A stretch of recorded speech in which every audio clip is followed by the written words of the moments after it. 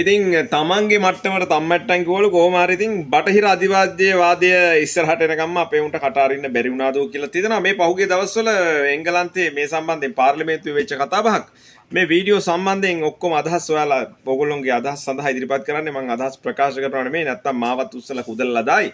මම මේ කියන්නේ රටේ මිනිස්සු ගැන. කොරෝනා වලට ඉන්ජෙක්ෂන් එක ගැහුවට පස්සේ ගොඩක් ප්‍රශ්න රට පුරාම ඇති වුණා. මම හැමදේම නරකයි කියනවා වගේ නෙමෙයි. මේ මම කතා කරන්නේ අපි අපේ සමාජයේ අපේ ව්‍යාපාර තුළදී අපි එදිනෙදා රෝගීන් එක්ක ගනුදෙනු කරද්දී අපිට දැනෙන රිදෙන වදින තැන් ගැන. කොහොම හරි ලංකාවේ මේ ඉන්ජෙක්ෂන් එක ගැහුවට පස්සේ විශාල වෙනස්කම් ගොඩක් වුණා. කොහොම හරි බටහිර රටවල් වලින් කටත් උස්සපු වෙලාවේ ටෝක් එකේදීත් අද කතා කරන්නේ මේ බේත විද්දට පස්සේ හැම තැනම අංශභාග ලෙඩ්ඩු දක්න ලැබෙනවා. එහෙම නැත්නම් අඩු වයසින් heart attack කියලා රැල්ලක්ම ආවා. සමහරන්ට පපුවේ මහන්සිය, තවත් අයට gastritis, තවත් සමහරුන්ට කොන්දේ අමාරුව. තවත් අය ඉන්නවා උදාහරණයක් මාත් එක ගත්තොත් මට අත මෙතනින් උඩට උස්ස ගන්න බැරුව ගියා. හෙම්බිරිස්සාවක් හැදුනත් වේගෙන් පැතිරෙනවා. ඉස්සර අපේ ඇඟේ ඩෙන්ගු වර්ධන හැකියාවක් තිබුණත් දැන් ඒක නැත්තරම නැති වෙලා ගිහිල්ලා. ඩෙන්ගු උන වේගෙන් පිට දානවා. ඒ මදිවට ලෙඩක් හැදිලා බේත් ගන්න ගියාම දොස්තර ළඟට ගියාම ඉස්සර කොරෝනා බේත් හොඳයිද කියලා කියපු අයම හොඳයි ඉන්ජෙක්ෂන් එක ගහලාද කියලා අහන්නේ දොස්තර මහත්තයාම තමයි. ඇස් ලොකු කරලා පෙන්නනවා. ඔයා කොරෝනා බේත විද්දද? එකක්වත් විදින්න නැතුව හොරට හිටපු අය මොන ලෙඩක්වත් නැතුව හොඳින් ඉන්නවා. මුන් අපිට කරපු අපරාධය අපි හරියටම දන්නේ නැහැ. ඉතින් ඒ හින්දා මම කියන්නේ අපි අත්දැකීම් දකිනවා. දැන් සමාජයේ කතා වෙනවා බටහිර රටවල මේ සම්බන්ධයෙන් අදහස් නිකුත් වෙලා තියෙනවා. ඉතින් අපි කතිකාවතක් ඇති කරමු ලංකාව පුරත්. මම නම් පැහැදිලිව ලංකාවේ ඉන්න විශේෂඥ වෛද්‍යවරු කීප දෙනෙක් එක්කත් මම බෙහෙත් ගන්න ගියාම ඇහුවා මෙහෙම දෙයක් තියෙනවද කියලා. කවුද කියන්නේ? එහෙම එකක් නැහැ. එහෙම කිසිම ගැටලුවක් නැහැ. සයිඩ් ඉෆෙක්ට් නැහැ. ඔන්න ඔහොම කියපු වෛද්‍යවරුම ඉන්නවා. හැබැයි ඒ වගේම ඉන්ජෙක්ෂන් එක ගහන වෙලාවේ හොරපාරෙන් ගිහිල්ලා ඉන්ජෙක්ෂන් එක ගැහුවා කියලා කාඩ් එක හදාගත්ත වෛද්‍යවරුත් මට හම්බ වෙලා තියෙනවා. ඉතින් ඒව මොකුත් දන්නේ නැතිව අපි වගේ අසරණ මිනිස්සු කොහොමත් කෙලින්ම ගිහිල්ලා ඉන්ජෙක්ෂන් එක ගහගත්තා.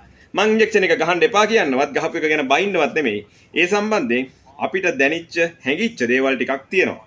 උදාහරණයක් හැටියට ගත්තොත් මම මගේ වැක්සින් ගහපු ඉන්ජෙක්ෂන් ගහපු පොයින්ට් එකේ සෙන්ටර් එකේ අන්තිම 10 දෙනා දෙවෙනි වැක්සින් ලෙන්ත් එකේ මට ගහන්න යනකොට මගේ වැක්සින් ටික තිබ්බේ වතුර එකක අයිස් කැට දිය වෙලා ගිහිල්ලා තදව්වේ.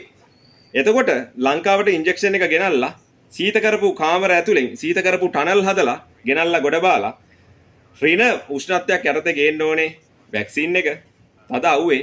අවසාන වතුර ටිකක දාලා තියෙද්දි මට ගහනකොට මට ඇති වෙච්ච කම්පණය ඔයාලට කියන්න දෙයක් නැහැ. මොකද බෙහෙත් ගැන දන්න අපි ඒ ගැන හොඳට දන්නවා. කොහොම හරි මේ ටෝක් විත් අවකාශය ඔයාලා මේ වීඩියෝස් බලලා මේව ඔක්කොමත් අදහස් එකතු කරලා කතා කර I would like shortly to warn people from upcoming danger for humanity.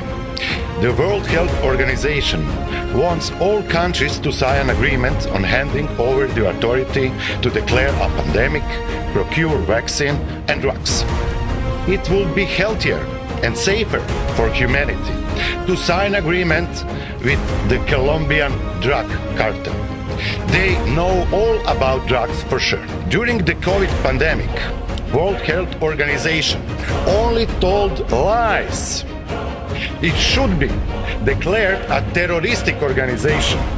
They lie that is a new and known virus, that is possible to make an effective vaccine, that the vaccine is 82% effective, that it protects against serious illness and deaths, that all of course were foolish and lies. Today, World Health Organization is more dangerous for humanity than World Economic Forum. Thank you. Seen this abstract publication circulation, I was concerned about it for a number of reasons. So first and foremost, we have to understand that there's been a shift in understanding of heart disease over the years, that we know now it's a chronic inflammatory condition that is exacerbated by something called insulin resistance, which we talked about on the show before, which is related to poor lifestyle. Now, what this abstract has shown, what this research has shown, is that markers associated with increasing the risk of heart attack and probably even progression of underlying heart disease in people who've already got some heart disease has been significantly increased risk from 11% at 5 years, risk of heart attack, to 25%. Now, that's a huge increase. If this is true, then it's very concerning indeed. But in medicine, in good science, we never rely on one study. we need to replicate these findings. However, what I will share with you today on GB News is a few days ago, after this was published, somebody from a very prestigious British institution, cardiology department, researcher, a whistleblower, if you like, contacted me to say that the researchers in this department had found something similar within the coronary arteries linked to the vaccine, inflammation from imaging studies around the coronary arteries. And they had a meeting, and these researchers at the moment have decided they're not going to publish their findings because they are concerned about losing research money from the drug industry. Now, this person was very upset about it, and I wanted to obviously share this on GB News today.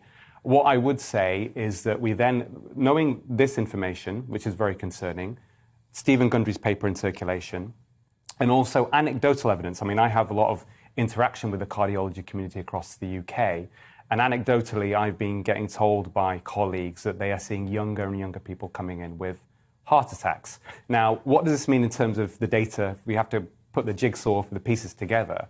We know since July there's been almost 10,000 excess non-COVID deaths.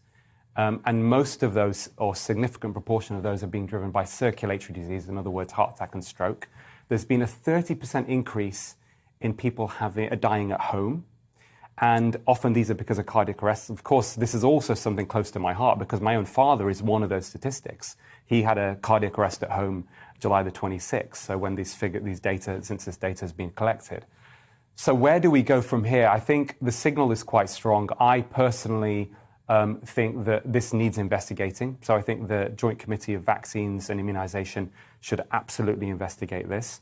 I think that the researchers, I really hope that they take a look in the mirror and realise, the ones from where this whistleblowers come from, they realise that they should publish this stuff because their duty primarily is to patients, not the interests of the drug industry.